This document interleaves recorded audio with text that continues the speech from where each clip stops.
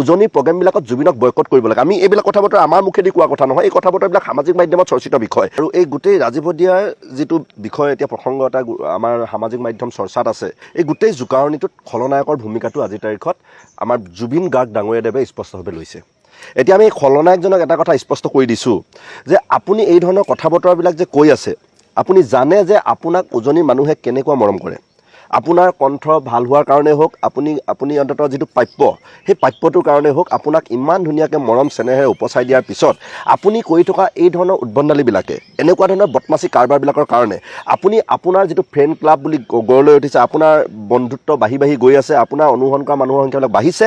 এতিয়া কিন্তু এই কথা বতৰাবিলাকে আপোনাৰ সেই সংখ্যাবিলাক কমাই আনিব, তাকৰ কৰি আহিছে। এতিয়া আপোনাৰ হৈ ওকালতি কৰিবৰ কাৰণে সামাজিক মাধ্যমত মানুহৰ সংখ্যাবিলাক কমিছে। এতিয়া আৰু আপোনাক উজনিত যি ধৰণৰ এটা পৰিৱেশ নিৰ্মাণ হৈছে, ভালেবিলাকে লিখিবলৈ আৰম্ভ কৰিছে যে উজনিৰ প্ৰগ্ৰেমবিলাকত জুবিনক বয়কট কৰিব লাগে। আমি এইবিলাক কথা বতৰা আমাৰ মুখেদি কোৱা কথা নহয়, এই কথা বতৰাবিলাক সামাজিক মাধ্যমত চৰ্চিত বিষয়। তো এই ধৰণৰ কথাকাণ্ডবিলাক হ'বলৈ গ'লে বিভিন্ন ঠাইত লিখা মেলা আৰম্ভ কৰিছে যে আপুনি যি ধৰণৰ এটা প্ৰটেষ্টৰ মুখামুখি হ'ব, যি ধৰণৰ এটা প্ৰতিবাদী কাৰবাৰৰ মুখামুখি হ'ব, আপুনি কিন্তু অতি শীঘ্ৰেই গোটেই এই আমাৰ ৰাজীৱ হদিয়াৰ যিটো প্ৰসংগ, এই প্ৰসংগটোত ক্ষমা খোজাটো জৰুৰী। আপুনি এজন মৃত মানুহৰ ক্ষেত্ৰত, এজন স্বৰ্গগামী হোৱা মানুহৰ ক্ষেত্ৰত এনেকৈ কথা বতৰাবিলাক নকয়তো। অন্ততঃ আপুনি সহানুভূতিৰে কথা বতৰাবিলাক ৰাখক। ঠিক আছে, আপুনি চিনি নাপায়, এতিয়াতো আপোনাৰ লগত গান কৰা, আপুনি নিজেই 14 চনত প'ষ্ট কৰিছে, এইবিলাক কিয় এতিয়া ভাইৰেল হ'বলগীয়া হৈছে?